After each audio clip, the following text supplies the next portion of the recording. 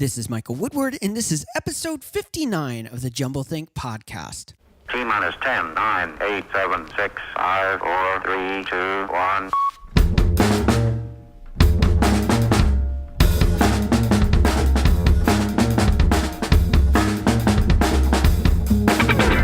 Welcome to the Jumblethink podcast, a podcast focused on telling the stories of dreamers and helping you accomplish your big idea and dream.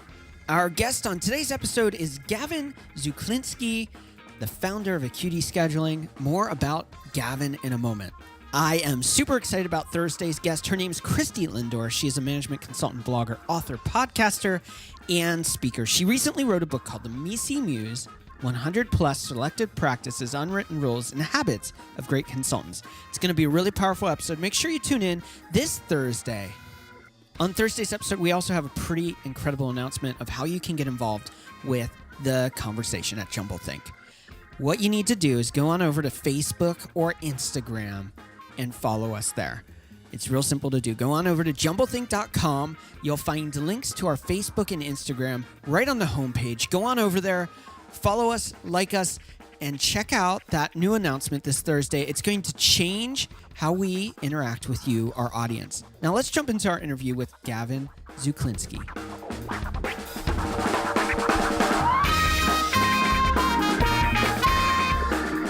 I am super excited about today's guest. His name is Gavin Zuchlinski. He's the founder of Acuity Scheduling. If you have ever tried to schedule a meeting with a customer, a client, a coworker, a boss, you'll know how frustrating it is to have that email string back and forth. Oh, are you free Wednesday? No, Wednesday doesn't work. Are you free Friday? Yeah, Friday works, but 1 o'clock doesn't. Oh, 2 doesn't work for me, and it's back and forth and back and forth. Acuity Scheduling solves that problem. Gavin and his team have built an amazing tool that's been used by over 50,000 businesses. Yeah, that's right, 50,000 businesses to help their scheduling needs. This episode, we talk about a lot of stuff about efficiency, about how you can make life just so much more smooth, whether it's in business or whether it's outside of where you work. One more thing before we jump into this episode. Gavin has graciously extended an incredible deal for our listeners. If you head on over to acuityscheduling.com/jumblethink, ACUITY scheduling.com/jumblethink, he is offering an extended free trial, 45 days for our listeners. Super incredible deal. Now let's jump into our interview with Gavin Zuchlinski. Gavin, how are you? I am doing great. Thank you for having me on here.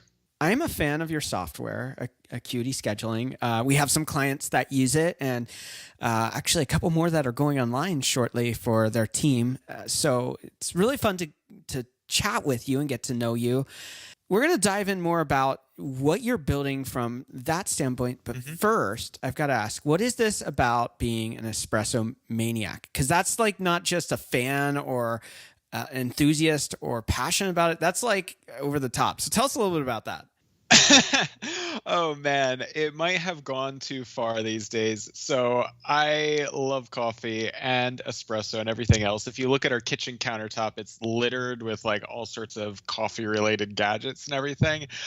Anyway, I don't have much of a caffeine sensitivity, so I can drink like 10 cups of espresso in a row and it does barely anything to me. So it's fantastic. So I drink a ton. Recently, I just got started roasting my own coffee beans too. So our house smells amazing every other day. It's great. Yeah.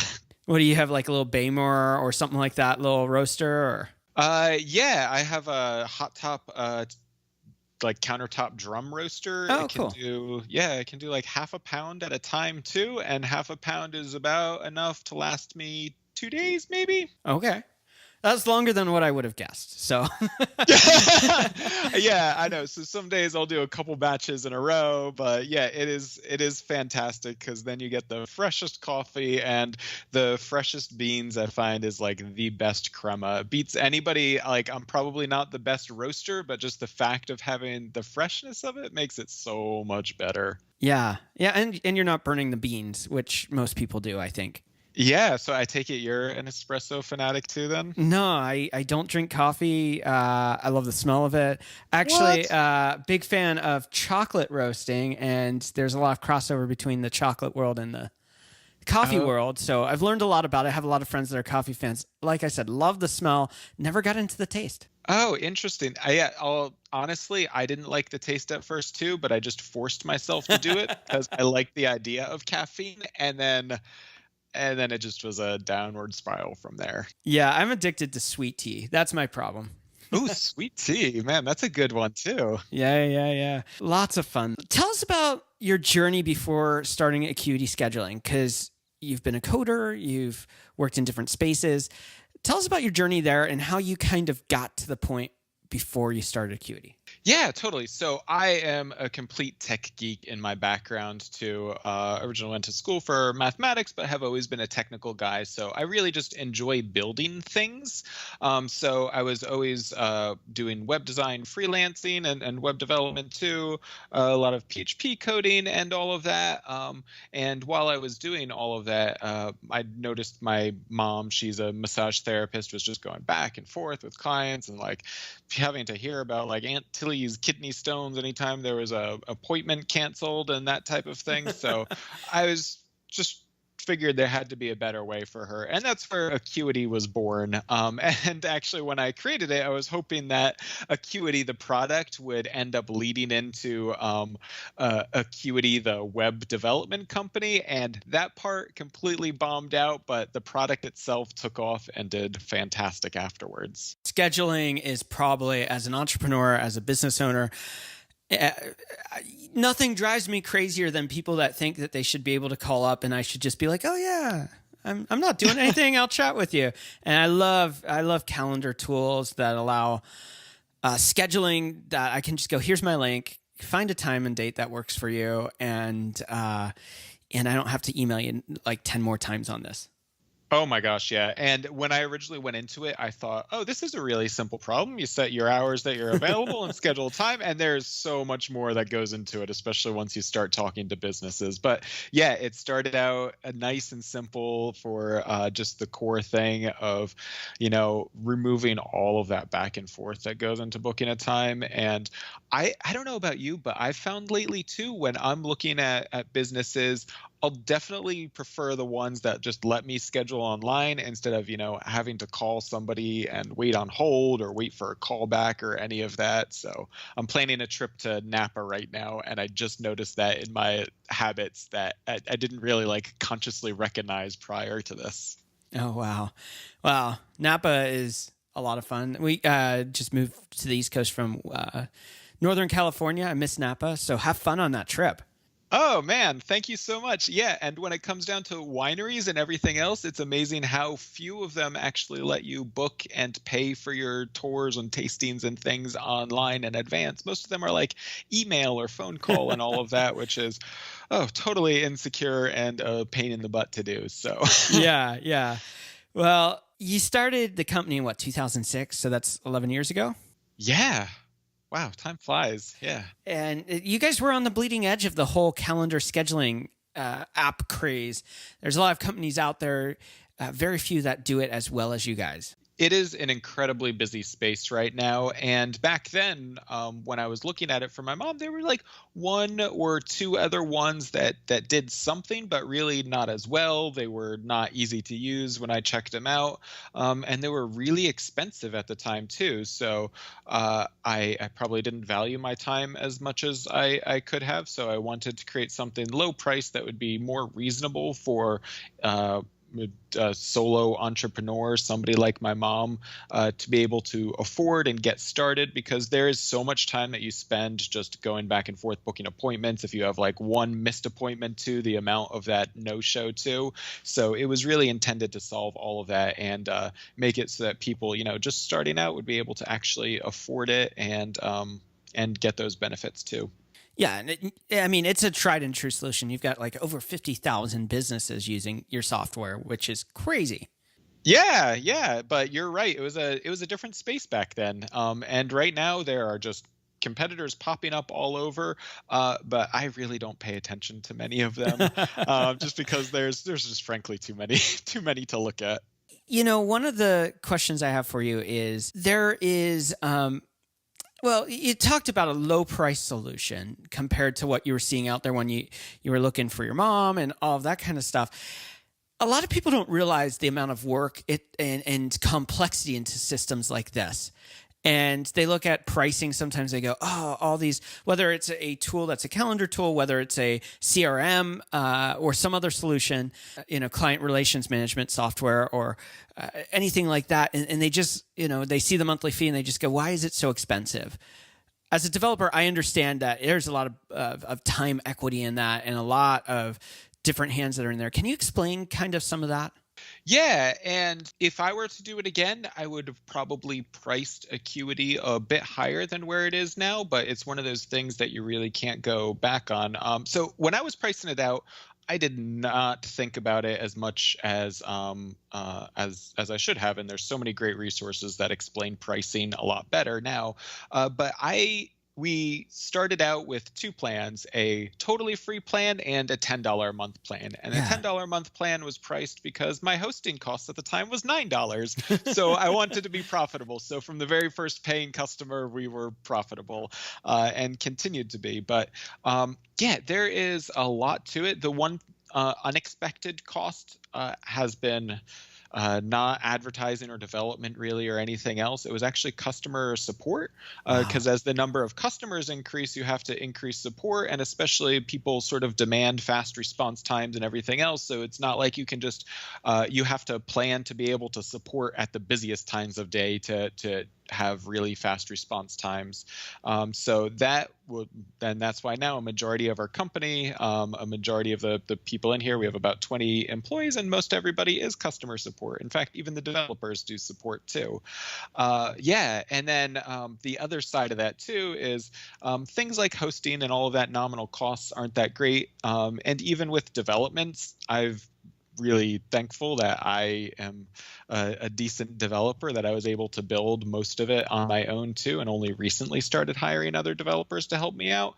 And it's something that I enjoy too. So I didn't feel like I needed to get compensated for my time there. And especially targeting business consumers as well. Like I mentioned before, the amount of time that you save with the going back and forth and the reducing no-shows pretty much pays for itself usually a couple of times over each month, just out of the convenience of that and the saved time and actually having people show up too. So I totally could have priced it much higher, and I didn't. That's really cool. You mentioned that, no shows, people scheduling the back and forth. It really sounds like tools like this, especially ones that are easy to use and really powerful like yours, bring a lot of freedom to whether it's an individual, an entrepreneur, a startup, or even a larger company. Yeah. And it's interesting to see how people use it. So my goal really is to get businesses to be able to automate all the logistics that go around scheduling appointments, make payment, fill out forms, connect with all of your other systems that clients can just show up. And once you dive into that, there's a lot of different things that need to connect in place, like hook up to your virtual meetings like Zoom or GoToMeeting or something like that.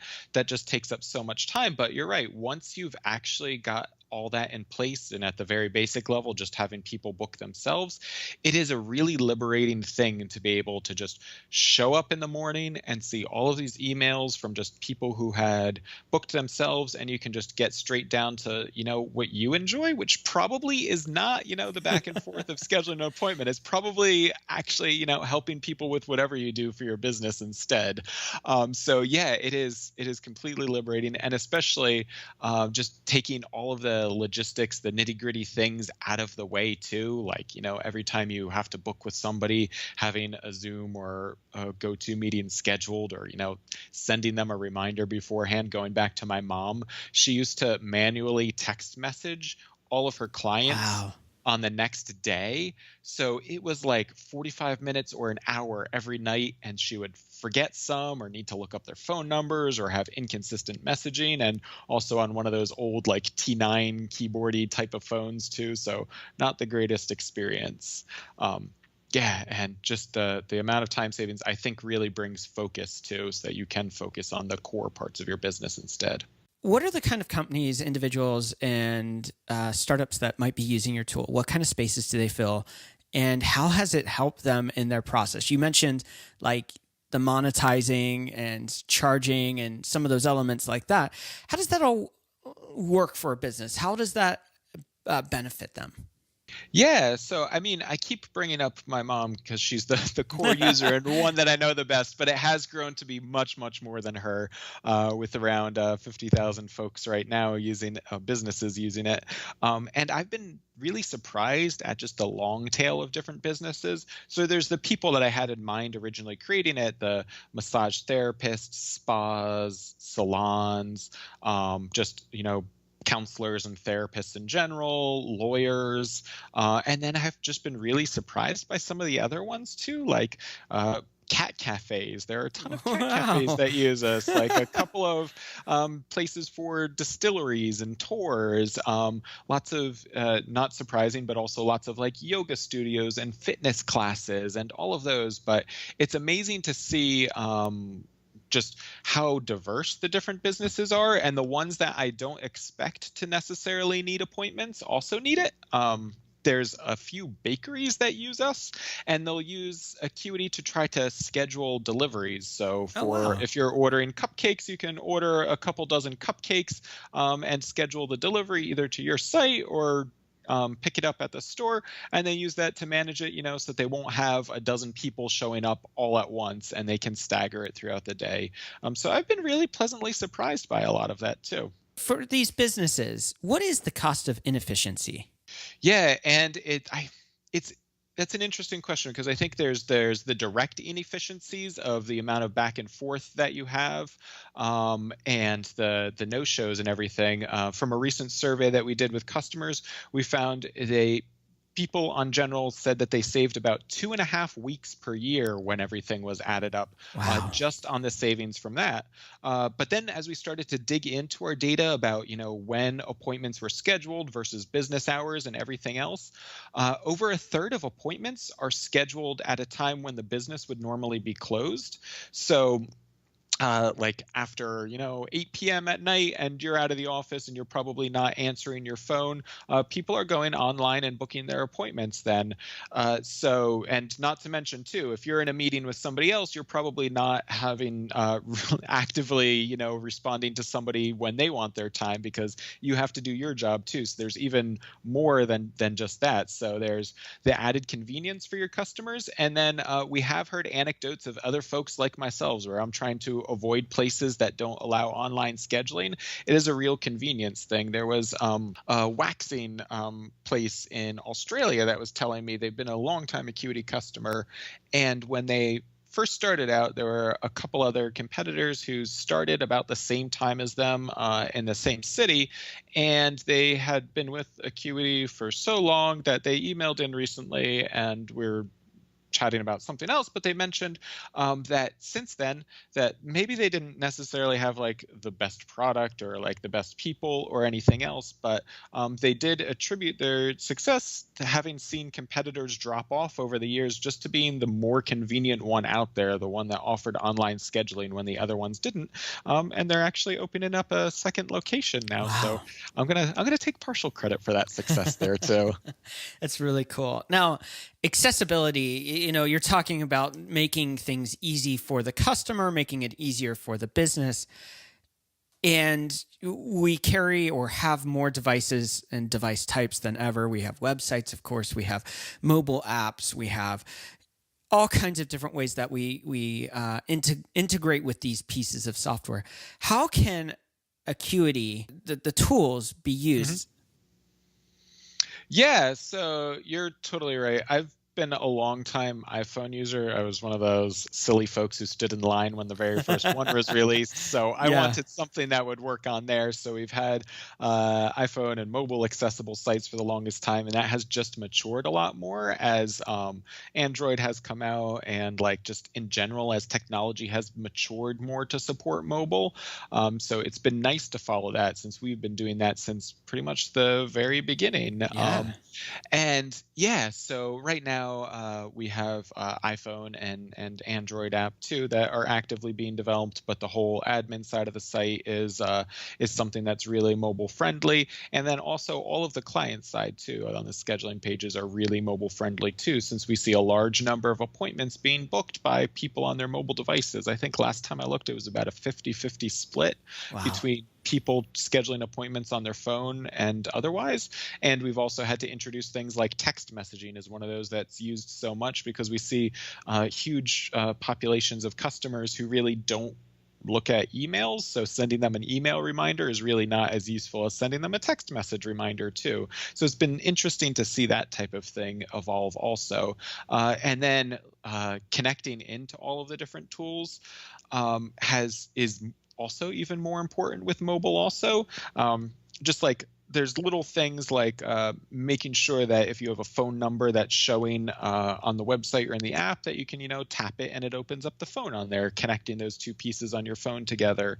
But then we're also having to integrate with all of the different tools, like being able to integrate with iCloud, so that way all of your phone and your desktop and everything else that's connected into iCloud, Google Calendar, Office 365, or Exchange, or all of those things, that all of your devices stay in sync.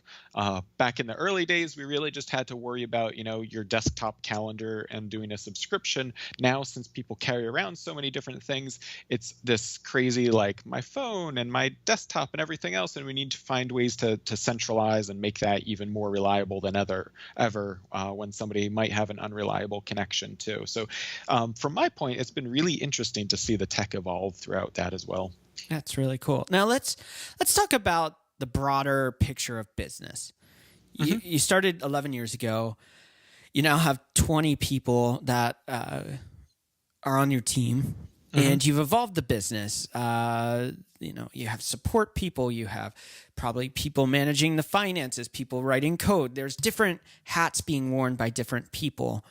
Talk to us about that process of going from a guy in a computer to growing it into a business, and maybe some of the struggles and some of the breakthroughs you saw because of developing that, and how you overcame those obstacles. Yeah, and I think the development of Acuity has been a little atypical, because it wasn't originally I didn't create it just to be with the thing in mind of becoming a bigger business. Yeah. But when I started it in 2006, 2007-ish, it was really just for my mom and a couple people who found it. I was really thankful to get on Google and have great listings on there. So we still continue to have an influx of people there. But all throughout that, I had a day job that I really loved. I worked with the government and I loved my day job. So everything that I did with Acuity was really just me, and it was part-time, sort of a labor of love. And I loved seeing support emails. I actually really enjoy doing support because I can connect with people directly, helps build the product, and I know that I'm actually helping people. Then eventually, this was sort of the slow thing where zero advertising, very little outreach or anything else, that the people that came into Acuity was all through word of mouth and really good Google rankings. And then in 2013, it got to the point where I was spending 8-9 hours during my day job, and then having an hour commute each way, and then coming back and doing another 6 hours of work just trying to answer emails and fix up the product and hopefully not stagnate and actually add new things. And I was getting really kind of burnt out. And one of the biggest things was customer support. So I had the naive idea of I'm just going to hire somebody that I trust for customer support. So I hired my sister and try to have her handle the bulk of it so I can still keep the day job that I really love. Yeah. And that did not work out. That lasted I forget, 2 months or so. And then eventually I was oh my gosh, I have to make the tough choice and either end Acuity or end my day job. Since we're chatting today, I think you know which one I chose. Yeah. And then, and then once I ended my day job, I was okay, I got to take this shit kind of serious. Yeah. So so since then, that's when before I had been thinking about things during the day, so that when I got time on keyboard to do things, it was very focused. Now, all of a sudden, I had so much more free time, and the 100% focus for me was Acuity. left the Washington, D.C. area, moved to New York City because now I wasn't tied to a day job too and wanted to enjoy things. And when I did that, trying to build the company, and it turned out that the growth of the people and everything else was really secondary to the growth of the customers. If I could get by with the same number of customers and fewer people on staff, I would absolutely love to. Unfortunately, I couldn't, so we had to keep growing that way. And just things like upping up our design and our copy and like those things that were not that important to me when I was working on it with a side project. We've done a lot more of that, just becoming a more professional company. Which ends up increasing user retention and acquisition and everything else. So because of that, have had to hire more people. And as you get more people, you get all of those other extra worries about the business and everything else. So it's been an interesting growth challenge. But yeah, I see like there's the pivotal point where from 2006 to 2013, it was this slow ramp up until it got to a personal breaking point. And then from 2013 on, once I had more time to dedicate to it, after probably partway through 2013, almost to 2014, we start to see this huge increase in the number of people coming to us, just because of the improvements and everything else too. So it was a tough choice, but in the end, I think that it was the right one for me personally too. Now, are you still in New York or? I recently moved back to where I grew up in Pennsylvania, around Allentown, actually, because my wife and I had our first kid in February, and New York is not the nicest place, in my opinion, to raise a kid, so I wanted a yard. I just drove through Allentown last Thursday and Friday. Oh, really? Awesome. Yeah, I'm pretty good with it. I liked the city, but this area in particular it's improved a lot since I had originally grown up here and then moved away, and now that I'm back, it's just the number of restaurants and everything else is so much better than it used to be. I love it. That's awesome. You mentioned that you have 20 people working for you and you're in Allentown. It sounds like your team's probably a distributed team. Oh, yeah. Everybody is 100% remote. We have people from Greece to Scotland, a few folks in Pennsylvania, all the way over to Seattle, and then contractors elsewhere as well. How have you overcome there are benefits and drawbacks to distributed teams for sure. What were some of the challenges you faced? What were some of the benefits to having a distributed team, and how have you navigated that? To me, I really only see benefits with a distributed team. It's been a hard time justifying being physically present for things. Like you need occasionally physical presence to increase the team building and all of that.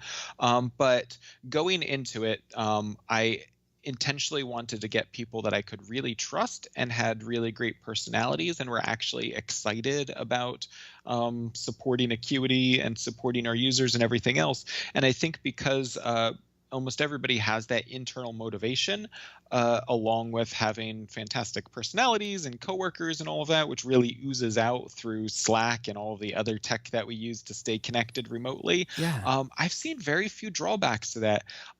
I think I would have troubles if we didn't take such a diligent stance trying to hire folks. But the fact that we trust everybody, it's not like we have to be looking over their shoulder or anything else. And technology has gotten so good that it's sort of like you can be isolated and focus on your work without having people, walking by you or microwaving their leftover fish from last night. But when you do want to be with somebody, you can, hop on Google Hangouts or Zoom and chat all the time on Slack. And we use Help Scout for our emails. Just having our workflows through there makes things really easy and communication pretty darn good. So Google Hangouts, Slack, what was the other one? Scout? Yes, Help Scout. Help Scout is our email program, so we add notes back and forth on there. Slack is where everybody sits. You sort of say hi at the beginning of the day, bye at the end of the day. You can chat about things in between there. We have a daily meeting every day. We've had to move to Zoom for that one. So we use Google Hangouts for one-on-ones just because it's easy, but then using Zoom for our group meetings just because the team size is a bit larger and it lets us record things much easier too. And then we do get together every about 8 months now. We actually just got back from our team retreat that was this past weekend in Puerto Rico too. Oh, fun. Yeah, so you get to, see everybody, make sure everybody actually has legs instead of just seeing their faces. It's a good change. That's cool. That's cool. One of your mantras that I saw throughout all of your messaging is that business should be fun. Yeah, and that comes from me personally, because I did have a job that I really enjoyed, and then I left to go with Acuity. Acuity has been profitable pretty much since day one, like I mentioned, but there had to be a good reason for me to choose Acuity. I'm not really motivated, by money or like creating a large company or anything else. If I was, I probably would have left my job much sooner. But I am motivated by being personally happy. Yeah. So for me to be happy, I want, my job with Acuity to be fun. And that's why I hired people with fantastic personalities, that it comes out when you're talking with customers, since we're mostly customer support. But it also just makes it much more pleasant during the day to be able to chat with somebody who's easygoing and genuinely happy and laughs and all of that. And we've worked that into the messaging on the website too, because originally our copy on the site was, I don't know, sort of that standard SaaS application, very straightforward, maybe not overly formal, but definitely not as lax and easygoing as it is now. And it was a really interesting thing. Like, we had people who just didn't see us really as humans when you email into support. Yeah. So I've intentionally tried to make things a lot more human. And I think, and we've heard a lot that type of messaging really resonates with people. And it makes people come in when they contact us already knowing, like, we enjoy life and we kind of expect you to. And people are way more fun, send us pictures of their dogs and everything else. And if you need some like dog or cat memes, definitely just email into support@acuityscheduling.com and we can help you out loads there.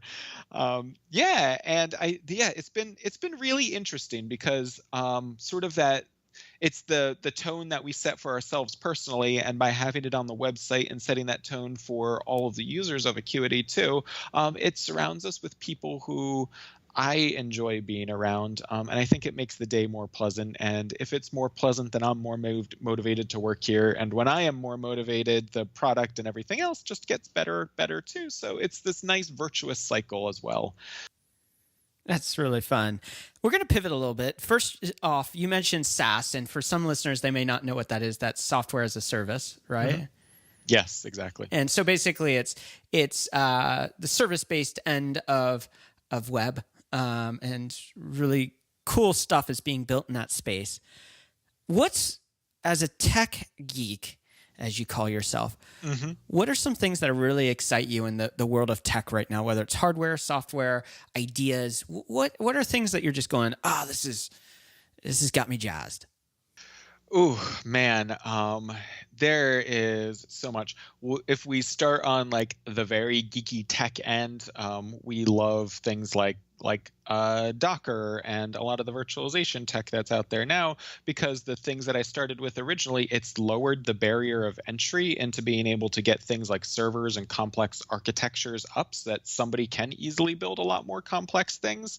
But then there's just like for the business side, just being able to converse with folks, having really good text recognition for things has actually simplified a bunch. Like I'm really interested in natural language processing, and speech recognition is so good right now that you can almost do like speech to appointment scheduling. So we haven't developed anything in that space yet, but it is something I'm really interested in. And then also areas that we're building into are just like you mentioned before, mobile has gotten so much better too. And I know this has been a hot thing for a few years and it's sort of, cooled down as one of the accepted things. But I think that there's still just so much, especially in the appointment scheduling area, that hasn't been explored thoroughly, like businesses carrying around their phones, that you actually, have a lot more sensors on you for where you physically are, where your clients' locations are, being able to optimize scheduling for that. if your clients have an app on their phone too, being able to see and give them more contextual reminders of like, hey, you should be getting off to your appointment right now, or alert the business, hey, they're not really on their way, they might be 5 minutes late, and being able to do a lot of those things automatically. So there's still a lot of things to explore and do, but it is really fun to see like the super deep techie things with Docker reach the consumer techie things with like mobile, which hopefully gets out to like the businessy things like just easier analytics and natural language processing so that we can optimize a lot what we do. It's kind of funny too with support. The cost of the business is primarily on actually giving good support, because most of the company is support and everything else, and our biggest costs are employee costs. So we're investing a lot of time into just some natural language processing and AI-driven things with giving really good support, like analyzing the types of queries that come in, trying to automatically respond to things and still keep really good quality, but to make support much faster and much lower cost for us too, so that we can continue to deliver a really low cost product that any business can do. So that's a lot of things to be excited about, I know, but I like it all. Well, and I think it's kind of interesting because at the surface, a lot of people would look at the software you've built or some of the other softwares in the market space that are filling different niches than you guys might be, maybe for a specific industry or something like that. And you may just go, well, it's all kind of been done, but it's kind of cool to hear the things that you go, I never thought of that. Like location-based notifications to say, hey, Joe's going to be late. He's a slacker, Yeah, exactly. And it's interesting too, like just in general, I really didn't think that scheduling was that complex when I went into it. If I had known how complex it was, I probably wouldn't have, gone as far as I did. I would have been too intimidated to begin with. But then you have somebody who's like a bowling alley being like, oh, I want to be able to schedule my lanes. If I have a birthday party, they have to have 2 lanes next to each other. On this Thursday, we have like a league event, so everybody has to come in here, and then occasionally we do bowling instructors, and like instructors can either do like 1-on-1s or like 2-on-1s, but only if these certain lanes are available, and the instructor has to be available. And we also have like the special golden bowling ball that has to be available for this certain type of lesson. And like, oh my gosh, it's overwhelming when some people come in with this type of thing, and like that I just pulled out of my butt, but it's not too far off from the types of things we hear on a regular basis. And like modeling that type of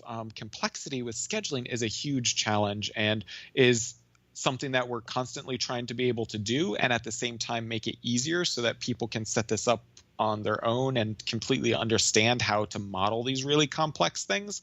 That way you can get back to not thinking about your scheduling and going back to, just thinking about your business, because all of these crazy requirements are taken care of behind the scenes automatically and instantly figured out when somebody visits your website. Well, and I think that a lot of people see these solutions, and as a person that's written code for years and owned a development company, still do, simplicity on the user end usually means that there's been a lot of complexity figured out on the back end. Simple is usually not all that simple. It's just really good user experience. It's really good forward thinking. It's really going through the processes and, dotting your I's and crossing your T's and doing the due diligence. And most people don't realize that simple is a lot of work. Yeah. Like case in point is when you look at how you set your hours inside of Acuity, we've gone through a lot of different evolutions with that. And right now it's pretty much just a text box. But behind that text box, we're parsing what people do, trying to automatically fix different typos of AM and PM and ranges, and trying to like highlight when we think somebody might have made a mistake. Like, you probably didn't mean to be open like 9 a.m. until like 1 a.m. the next day. You might have meant 1 p.m. there. So trying to point that out to them, and being able to like visualize that type of thing and add a lot of flexibility of like being able to separate with commas and different ranges and all of that, and being able to like override different days on the fly. Like this Friday, maybe you want to extend your hours or shorten it and that type of thing, and just easily clicking on a calendar. But when I see a lot of different other apps do, and what we originally did was just have like start time and end time and maybe like add a block or like a lot of clicking and that type of thing. So you're right, there's a lot of like we have many fewer UI elements than we even used to have just to be able to set your hours. But having that text box gives you so much more flexibility for entering things and quickly changing it, and the additional visualization to be able to highlight those potential errors and everything else, and fixing typos and all of that. Like there's a lot that goes into it. But in the end, it just looks really pretty darn simple. Yeah. Yeah. Now, one of the things that I found interesting is that you have some background in cybersecurity too. Yeah, exactly. That was my government job. What's your take on some of the cybersecurity stuff going on? I mean, we see so many breaches. We see the dialogue going on about privacy, non-privacy. I mean, there's so many different conversations around this space, whether it's the Snowden stuff or whether it's simply, what is reasonable search or gathering of data. What's your take on cybersecurity? How can people get better educated on it? Because I think it's important that people need to be knowing what's going on in this space. Whew, yeah, that's a tough topic. I mean, I think there's sort of two things. There's the technical aspect of you're always going to have malicious actors out there trying to get at your data, and how do you technically protect yourself? Yeah. And then there's the second sort of like policy related things, like what should a company or government stance be on those types of ones?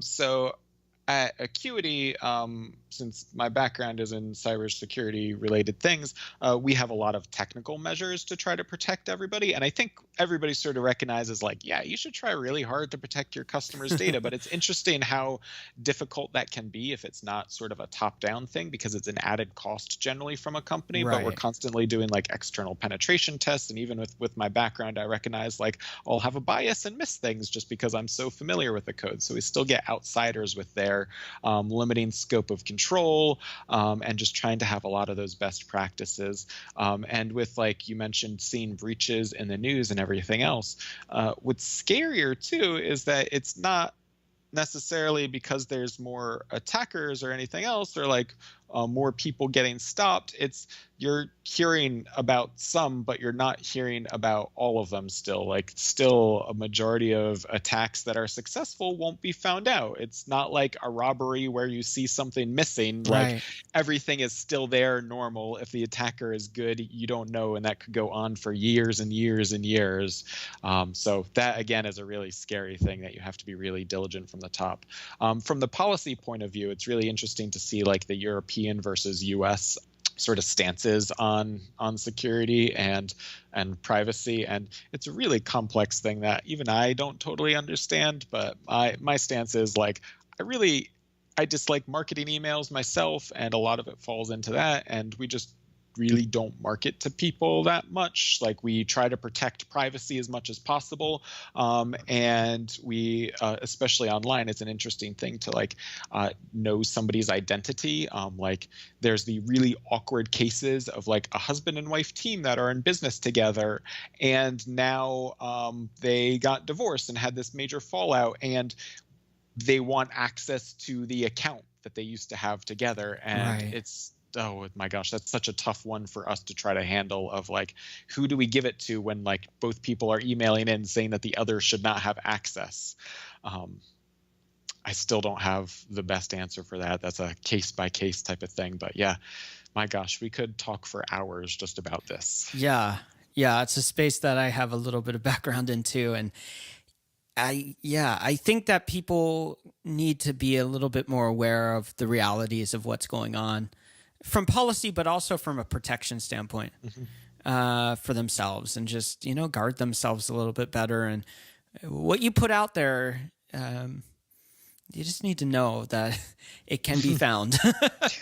Absolutely. Yeah. And yeah, not all the like antivirus is probably not going to be the thing that you can just, put blind faith into protecting you. So it's just this general defensiveness too. Sort of like I was mentioning too, really silly things like when I was trying to book a tour with a Napa winery earlier, they only wanted to take a credit card through email. Whoa.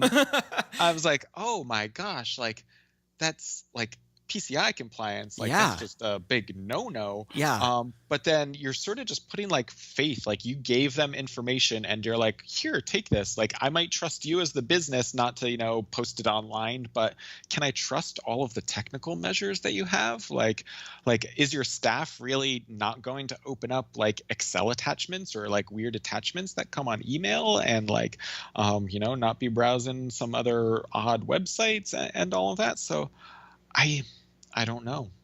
It's such a tough one, but it's one of those things. Maybe if the winery from the top cared more about that, that type of vector could be completely eliminated pretty darn easily. They could use Acuity. Yeah, and I think sometimes it's not a matter of caring. I think it's a matter of ignorance too, and simply just not knowing that they should know better.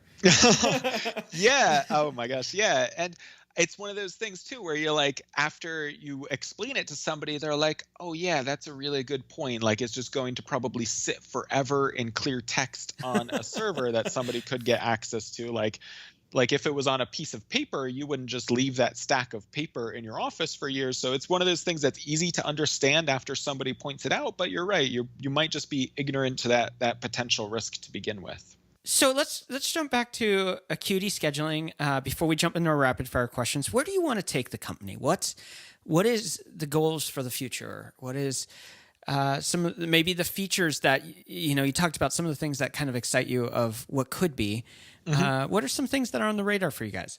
Yeah. So with me personally, the company is profitable. So I try to always be happy in the present and not necessarily look towards being unsettled and going for like big growth goals or anything else. But I want to keep steadily improving the product. So a lot of those fun techie ideas that I have might not have as big of an impact on like the business bottom line. So we'll probably explore them and maybe, push them off for a few years. But yeah, I think as a company, we still we're growing really rapidly. We have a nice partnership with Squarespace and Square and have seen tons of new users come through there. So we need to keep improving our support team. And a lot of it is we're going to maintain strong focus on scheduling and making scheduling even easier and more powerful than ever. And then also increasing our support team to be able to continue to deliver phenomenal support even as we grow to be double, triple, quadruple, and beyond the size that we are now too. That's really cool. How can somebody find or connect with your product, check it out, find out more about what you're doing? Yeah, absolutely. I think the best place would just be to go to acuityscheduling.com/jumblethink. I set up a URL on there where somebody can go and sign up, and then a couple more info stats too. I'll put on there some of the things that I mentioned earlier about people scheduling outside of business hours and time saved and all of that. So you can check it out. That's ACUITY scheduling.com/jumblethink. And that's probably the best way. I'll have my contact information on there also. Cool deal. Let's jump into some rapid fire questions. These are questions that are a little bit off topic, but I ask in every interview, just, short little questions. So here's the first one. What are some tips or a tip that you would give someone with a big idea or dream and they simply don't know where to start? Ooh, I would just say, think about the smallest thing you could do and just build it. Sometimes the hardest part is just starting. Well, and I think it's interesting because you said earlier, if you would have known about some of the complexity and issues of scheduling tools, you probably wouldn't have gone down that road. But just jumping into it, not trying to figure it all out from the beginning, but just starting at one task after another task, you were able to build something that's awesome. Exactly. What's one change you'd like to see in the world? Oh my gosh, we could either go some deep social way or something a little closer to home. Honestly, I would love to see time zones around the world disappear. There's amazing confusion with that. And I would also love just to see connectivity increase everywhere. It's surprising when we talk to people in less developed countries, even like pretty darn developed ones like Costa Rica, just having unreliable resources means a lot of the IT and tech things that we're talking about are just abstract novelties. And I would love to see the electricity and communications infrastructures be reliable everywhere. Well, I think the time zone thing probably has to come a little bit from your coder background, your tech background, and knowing the complexities that calendars and time zones and that kind of thing can actually be one of the hardest things to deal with in the tech world. Yeah, and just when you dive into it, just how silly different time zones are. Like the United States observes daylight savings, but then Arizona doesn't observe daylight savings. But then there's an Indian reservation inside of Arizona that does observe daylight savings. But then there's a subset of the people on there that don't observe daylight savings. And oh my gosh. What do you want your legacy to be? Man. To me, I'm doing all of this for personal happiness because I want to look back on my life and just know that I did everything to make myself happy. And I am not interested in, having statues or anything else, but just a sort of a personal happiness and legacy too. What or who inspires you?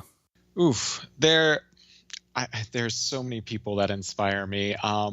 I just love folks like Warren Buffett, who are just so humble with all of the success that they have, and still looking out for everybody else with maybe less means than them.